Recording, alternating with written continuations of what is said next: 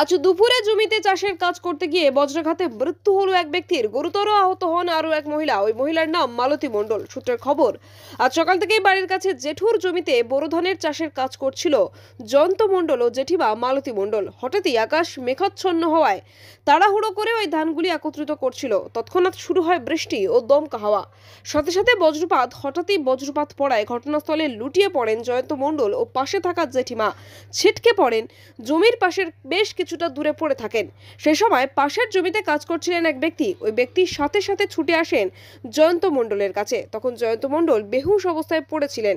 তড়িঘড়ি জয়ন্ত মণ্ডল ও জেঠিমা মালতী মণ্ডলকে রায়দিঘি গ্রামীণ হাসপাতালে নিয়ে আসা হয় চিকিৎসার জন্য।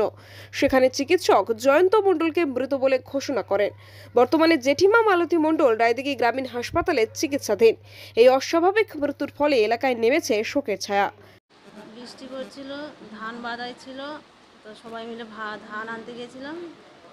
ধান কাঁড়ি করে আনতে আনতে আর বৃষ্টি আসতে ওর চরকা পড়লো, আমি ছিটকে পড়ে গেল আর উনি সঙ্গে সঙ্গে ওখানে মারা গেল। মালতী মণ্ডল। আমরা একসঙ্গে মাঠে আর কি ধান সব তুলতে গেছিলাম।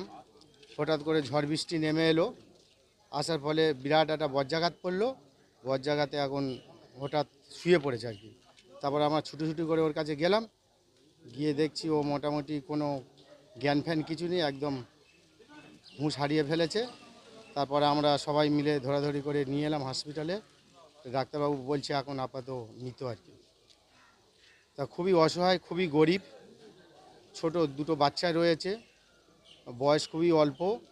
সরকার থেকে যদি কিছু সহযোগিতা করে খুবই ভালো হয়, তাহলে সংসারটা বেঁচে যায়। আহত ওনার বৌমা একটু কিছু আহত হয়েছে, সামান্য কিছু আহত হয়েছে, বুক থেকে পা পর্যন্ত পুরো অবশ হয়ে রয়েছে। উনি কোথায় ছিলেন?